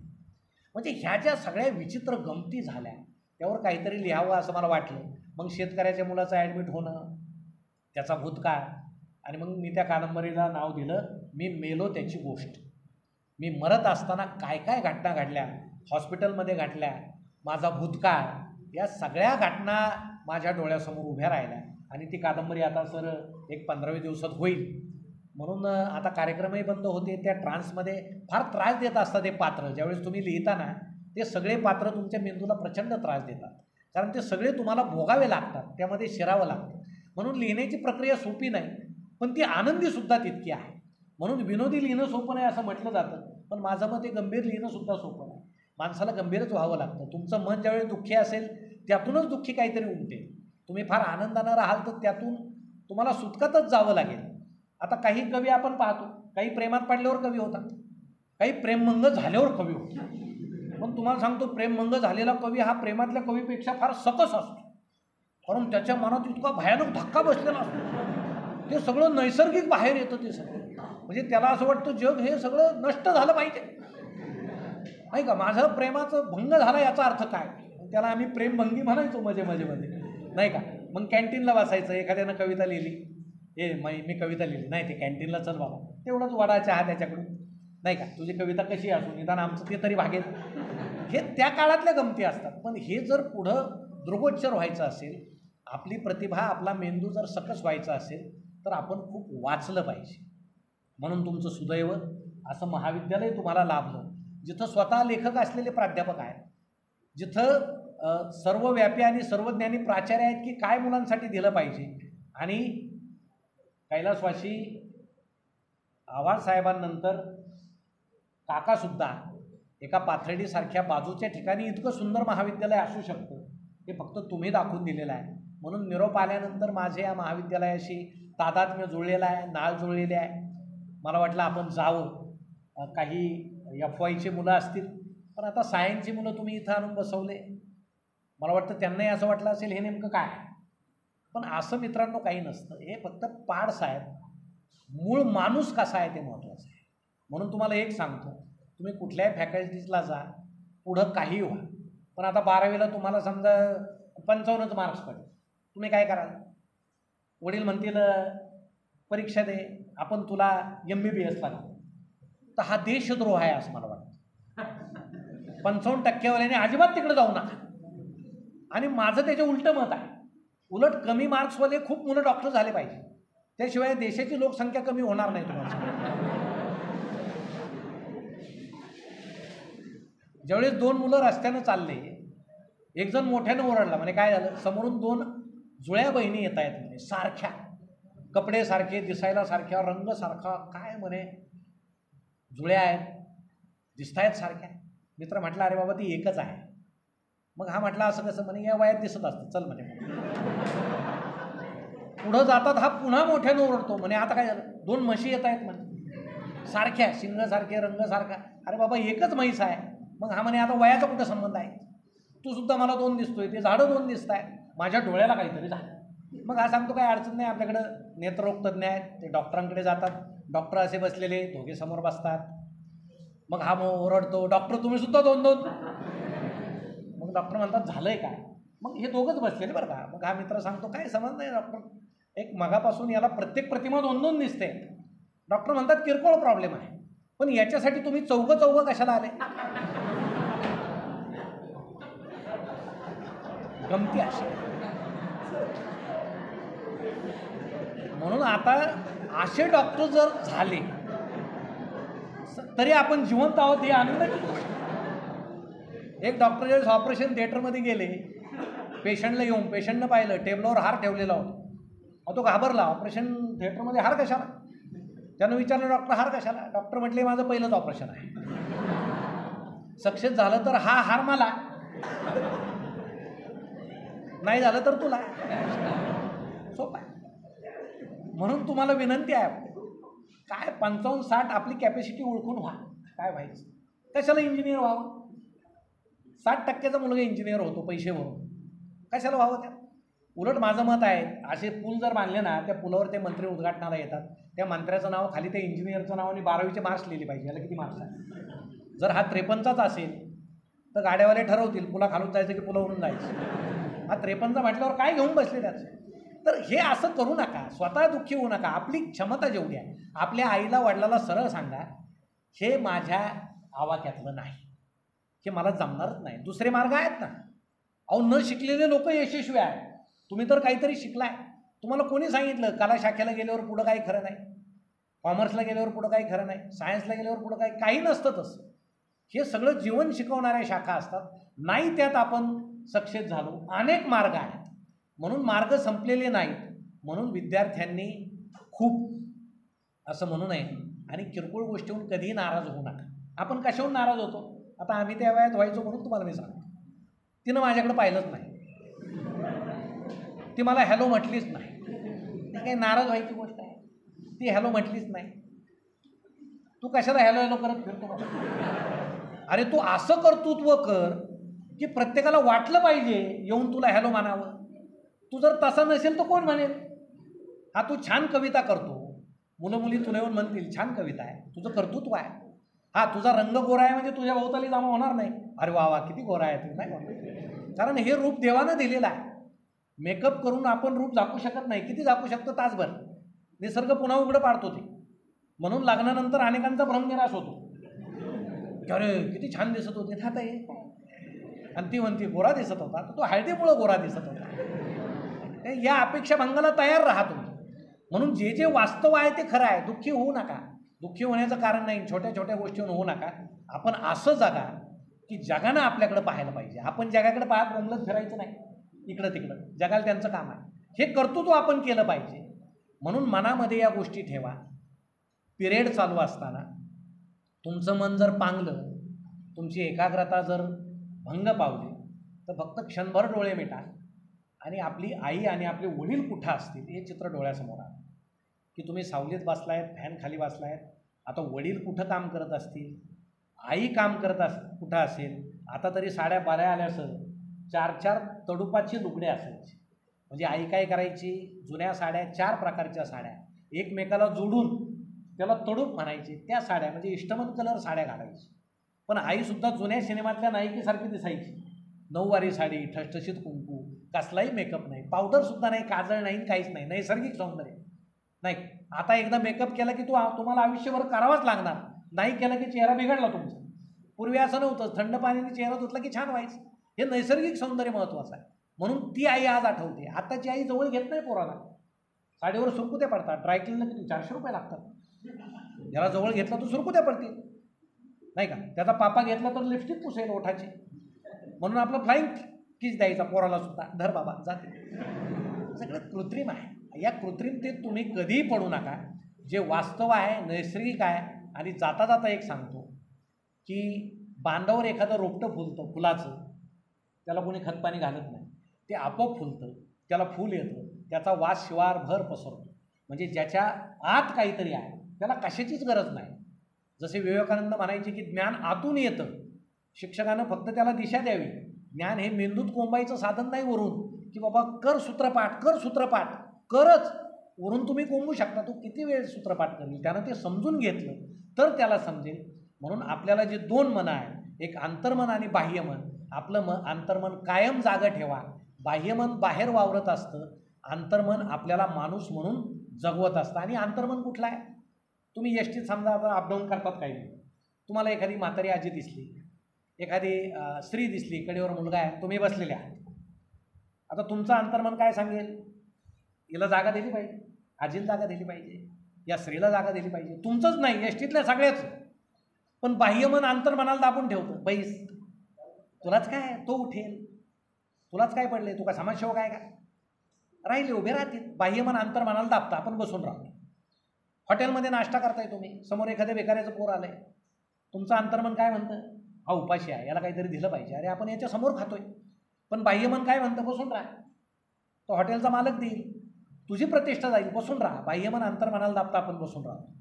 अपघात पाहिला, अंतर्मन म्हणतं याला उचलून नेलं पाहिजे, आपल्या गाडीत लवकर हॉस्पिटलला नेलं पाहिजे, हा जाईल. बाह्यमन काय सांगतं? गाडीचं सीट खराब होईल, पोलिसांचा ससेमेरा मागे लागेल, बसून राहा. आपलं हे बाह्यमन कायम अंतर्मनाला दाबत असतं. म्हणून आपल्यातला चांगला माणूस कधीच वर येत नाही. म्हणून मित्रांनो, एक गोष्ट लक्षात ठेवा, आपलं अंतर्मन तुम्हाला ज्या वेळेस ज्या गोष्टी सांगेल त्याचं ऐका, तुम्ही जीवनात यशस्वी व्हा. अंतर्मनाचं आहे. आणि या वयामध्ये आपले दोन्ही मनं प्रचंड चंचल असतात. अंतर्मन तर प्रचंड चंचल असतं, त्याला कुठंतरी दिशा देऊन स्थिर ठेवलं की जीवनाचा मार्ग आपल्याला निश्चितपणे दिसतो. म्हणून तुम्हाला मी त्या दृष्टीनं निश्चितपणे शुभेच्छा देतो. या वयामध्ये वयानुरूप ज्या गोष्टी घडत असतात, नैसर्गिक गोष्टी घडत असतात, त्या आपण घडतच राहू, त्या दाबून ठेवण्यात मजा नाही. मी फार सज्जन आहे, आता ज्ञानेश्वरीच वाचतो असं नाही. थोडं वय झाल्यावर वाचा, ज्या त्या वयात ज्या त्या गोष्टी केल्या पाहिजे माणसाने, नाही का. आणि म्हातारे झाल्यावर आपलं मागचं आयुष्य आठवल्यावर आपल्याला वाटलं पाहिजे आपण काहीतरी केलंय बा. काहीच आठवायला नसेल तर काय जगलो आपण? काहीतरी करा. नाही प्रेम केलं तर प्रेम मंग तरी होऊ द्या, नाही का, ते तरी आठवेल, नाही का. आणि प्रेम करायचं तर पहिलं प्रेम करा कोणावर? स्वतःवर. मी छान आहे असं म्हटलं की जग छान होतं. आणि तुम्ही जर न्यूनगंड मनात ठेवला ना, आता मी त्या कादंबरीत तो जो नायक लिहिलाय ना सर, त्याला नीट चप्पल नाही, त्याला नीट पॅन्ट नाही, पण ती मुलगी त्याला सांगते की आपण PhD करायची तर कोकणात जयवंत दळवींच्या घरी जाऊ. आणि मग त्याच्या मनात तो न्यूनगंड असतो. मग तो मनात ठरवतो की आता गावाकडे गेल्यावर आधी मित्र जमवायचे, कुणाची पॅन्ट चांगली आहे, कुणाचा शर्ट चांगला आहे, त्या पांड्यानं काल नवे बूट घेतले ते घ्यावे लागतील. आता हिच्याबरोबर जायचं तर निदान बरं तर पाहिजे ना. पण तीच त्याला कपड्याच्या दुकानात नेते आणि सांगते तुला हवे ते कपडे घे. हा म्हणतो नाही मी नाही घेणार. ती सांगते तुझ्या मनातला न्यूनगंड आधी काढून टाक की मी साधा आहे, खेड्यातला आहे, ग्रामीण आहे, मला कळत नाही, गरिबी आहे, याचा जीवनाशी काही संबंध नसतो. मनातला न्यूनगंड काढून टाका, तुम्ही आनंदी व्हाल. अंतर्मनाचा ऐका आणि आयुष्यामध्ये कुठली तरी कला, साहित्य जोपासा, निश्चितपणे तुम्ही यशस्वी व्हाल. म्हणून माझ्याबरोबर मैड सर आलेले आहेत, ते सुद्धा खूप छान लिहितात. मला वाटतं आता हे पण आले ना आपले दादासाहेब फुंडे, हे तुमचे पाथर्डीचेच शिक्षक आहेत. खरोखर हिरा आहे शिक्षकातला. मुलींना मोबाईल देणं, ज्यांना शिकण्यासाठी मोबाईल नाही त्यांना ते जोडपं असं आहे नवरा बायको की ते त्यांच्यातला एकाचा पगार समाजासाठीच खर्च करतात वर्षभर. म्हणजे तुमच्या कुठल्या गावात आपण गेलो होतो मोबाईल द्यायला? इथं शेजारी 2 झोपडीतल्या मुलींना मोबाईल दिले 10-10 हजाराचे ऑनलाईन शिक्षणासाठी. म्हणजे मुलगी दत्तक घेतल्यानंतर तिचं लग्न लावून घेण्यापर्यंत. म्हणजे त्यांचं त्यावेळेचं वाक्य असं होतं की हिच्या शिक्षणासाठी मला माझं शेत विकावं लागलं तरी चालेल. म्हणजे असे माणसं जगात आहेत. हे त्यांचं अंतर्मन जागा असल्याचा परिणाम आहे. नाही तर सगळ्याचे बाह्यमन आहेत. आता 7वा वेतन मिळाला का, किती हिशोब झाला, हे बाह्यमन आहेत. हे अंतर्मन असतं ते असं असतं. म्हणून ते उदाहरण सांगितलं. तुमचा पाथर्डीसारखा तालुकासुद्धा चांगले माणसं पिकवणारा एक सुपीक तालुका आहे. म्हणून तुम्हीसुद्धा चांगल्या माणसाच्या रूपानं निश्चितपणे वर याल. म्हणून शेकडे सर त्यांच्या पुढच्या कादंबरीला पुस्तकाला मी शुभेच्छा देतो. या त्यांच्या मॅडम आहेत अनुराधाताई. बसा मॅडम बसा. हे दोघं मिळून ते सगळं काम करतायत. शिक्षक आहेत, स्वतः लिहितात, समाजासाठी काम करतात, कृतीयुक्त साहित्यिक आहेत. म्हणून त्यांचंही मी अभिनंदन करतो, त्यांच्या कामाला शुभेच्छा देतो. शेकडे सर तुम्ही लिहित राहा, तुमच्या कामाला शुभेच्छा देतो. प्राचार्य साहेब हे आमचे फार जवळचे मित्र आहेत. मला इथं आल्यावर कुठं आता कादंबरी लिहितायत, ते लिहिलेली आहे. म्हणजे मला आता उत्सुकता आहे त्यात काय काय असेल. माणसानं खरं म्हणजे लिहिलं पाहिजे बरं का मनातल्या गोष्टी. तुम्ही कुठं प्रकाशित करू नका, पण मनात आलं की लिहा, घरातले घरात. निदान मेसेज लिहा तो तुम्ही डिलीट करा, पण निदान निचरा तरी होईल. म्हणून मनाचा निचरा होईल अशा गोष्टी आपण करत राहाव्यात. धन्यवाद.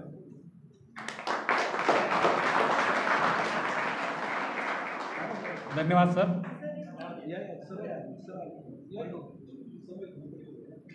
या कार्यक्रमासाठी यस आवर्जून उपस्थित असलेले माननीय दादा पुंडे सर आणि त्यांच्या धर्मपत्नी अनुराधा पुंडे मॅडम यांचा महाविद्यालयाच्या वतीने इथे सत्कार होत आहे.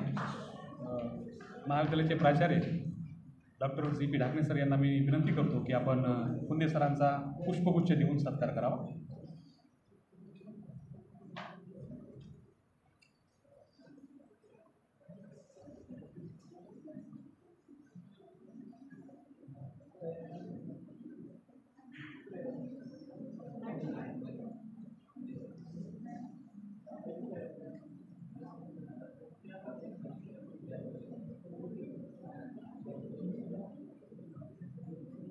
धन्यवाद सर. त्यानंतर त्यांच्या धर्मपत्नी यांचाही ते सत्कार होत आहे. मी आहेर मॅडमना विनंती करतो की आपण सौ अनुराधा पुंडे यांचा सत्कार करावा.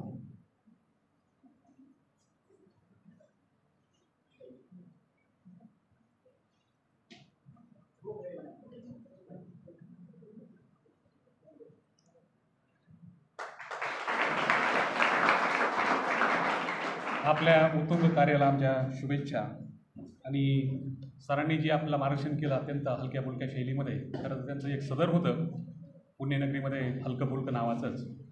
अत्यंत गहन आणि क्लिष्ट विषय, तत्त्वज्ञानाचे विषय अत्यंत सोप्या भाषेमध्ये आपल्यासमोर मांडले आणि आपल्या मनात उतरवले.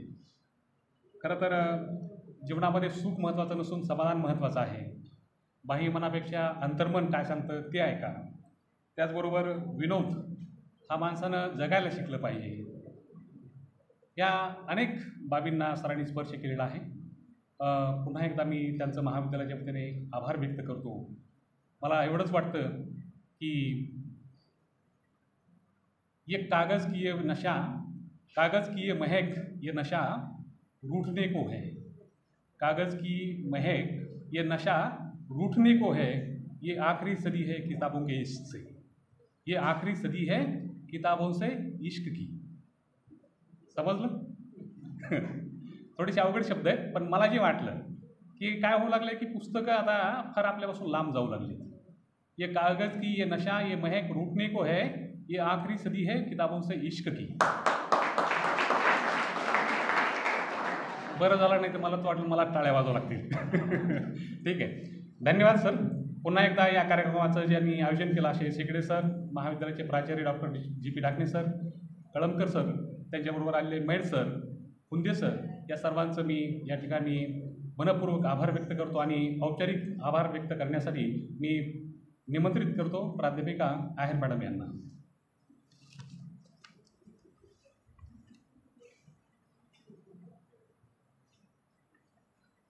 पार्थ विद्याप्रसारक मंडळाचे बाबूजी आव्हाड महाविद्यालयात आज वाङ्मय मंडळाचे उद्घाटन समारंभासाठी आपण सर्वजण उपस्थित आहोत आणि या समारंभाच्या आभार प्रदर्शनासाठी आपण या प्रसंगी आभार प्रदर्शनाकडे वळत आहोत. खरं म्हणजे ऑक्टोबर हिटमध्येही विनोदाच्या बरसातीनं तरुणाईला चिंब करताना आयुष्याचा अर्थ नुसताच उलगडून नाही तर फुलवून सांगणारे आणि आपल्या हाकेला नेहमीच साथ घालणारे माननीय डॉक्टर संजय कळमकर सर, प्रख्यात विनोदी साहित्यिक, यांनी या वाङ्मय मंडळाचे उद्घाटन करून आपणा सर्वांना हसते हसते हसते प्रवाहित केलेला आहे. जीवनाचा मार्ग कसा शोधायचा, जीवनातील सुख कसं पुढं प्रवाही करायचं आणि दुःख थोडंसं कसं मागं टाकायचं हे त्यांनी आपल्या व्याख्यानातून खूप सुंदर पद्धतीनं व्यक्त केलेलं आहे किंवा मार्गदर्शन केलेलं आहे. सर, या प्रसंगी वाङ्मय मंडळ आपले शतशः आभारी आहे.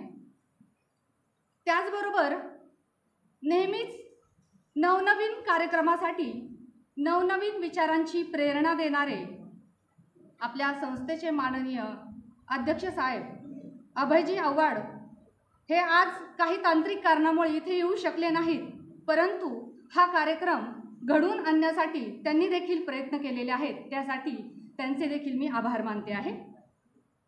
त्याचबरोबर अनेक कार्यक्रमांची रेलचेल आपल्या कॉलेजमध्ये नेहमीच असते आणि खुबीनं व्यवस्थेनं हे कार्यक्रम कसे पार पाडायचे हे सांगणारे ढाकणे सर, आपल्या कॉलेजचे प्राचार्य, या कार्यक्रम प्रसंगी त्यांनी मनोगत व्यक्त केले त्याबद्दल वाङ्मय मंडळ त्यांचे आभारी आहे. त्याचबरोबर फुंदे दाम्पत्य या ठिकाणी उपस्थित राहिले, या मंडळातर्फे त्यांचे देखील आभार मी व्यक्त करत आहे. मधुकरजी मैड सर हेही या कार्यक्रमाला उपस्थित राहिले, त्याबद्दल त्यांचेही मी आभार मानते. या कार्यक्रमाचे प्रास्ताविक करणारे डॉक्टर सुभाष शेगडे, मराठी विभाग प्रमुख, यांचेही आभार मानते. नेहमीच अतिशय सुंदर पद्धतीनं सूत्रसंचलन करणारे हिंदी विभाग प्रमुख प्राध्यापक डॉक्टर बबन चौरे यांनी या कार्यक्रमाचे सुंदर असे सूत्रसंचलन करून कार्यक्रम यशस्वी करण्यात हातभार लावला, याबद्दल मी वाङ्मय मंडळातर्फे सरांचे देखील आभार मानते आहे. या कार्यक्रमाचे फोटो सेशन करणारे संदीप शेवाळे, म्हस्के सर, बोडके सर यांचे देखील या प्रसंगी मी आभार मानते. सर्व विद्यार्थी वर्ग, सर्व प्राध्यापक वृंद आणि कळत नकळत ज्यांचे या कार्यक्रमाला सहकार्य लाभले या सर्वांचे आभार मानून आणि अध्यक्षांच्या परवानगीनं या समारंभास पूर्णविराम देतो.